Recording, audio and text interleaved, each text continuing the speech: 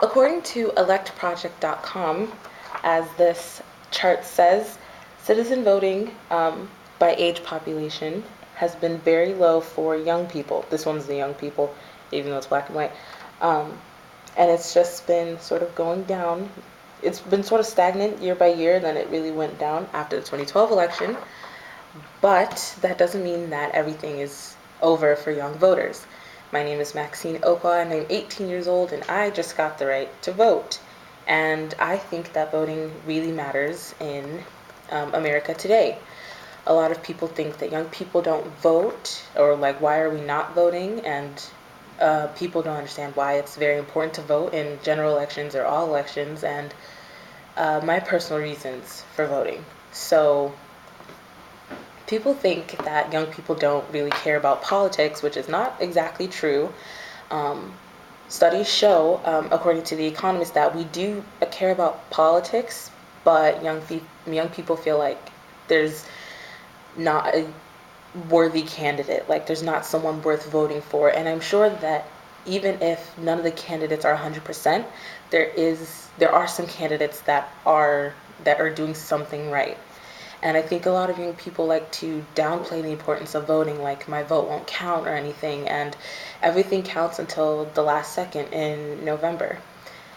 And so it's very important to vote in um, general elections or um, national elections, even just state elections for like the mayor or um, the governor or something. And um, there were issues that weren't important before that are important to young people now.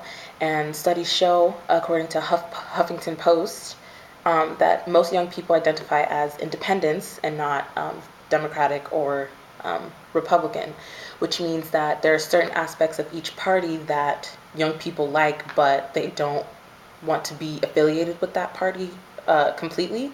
So a lot of strategies that Republicans and Democrats use to get voters don't really work on young people because they are sort of in the middle and not on either side. And Generation Y, which are the millennials, so everyone born after 1982, we make up about 1/3 of eligible voters in America.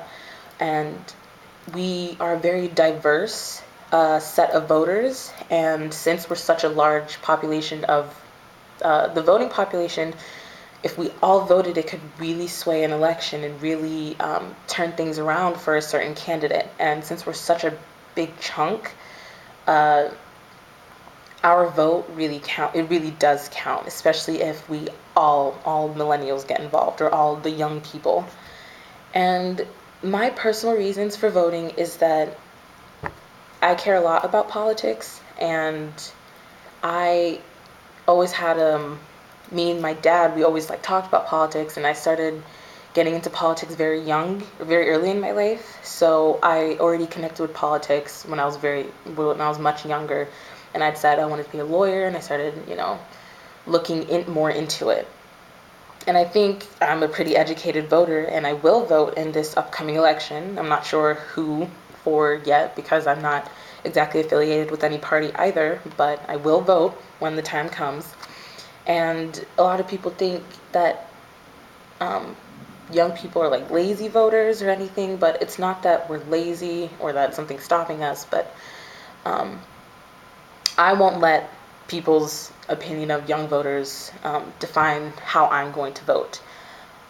We're not a lazy bunch, but I do think that young people could use a little kick to get inspired to go out and vote because there's a candidate for everyone. Even if it's not the best candidate, even if they're not 100%, there is a candidate for everyone.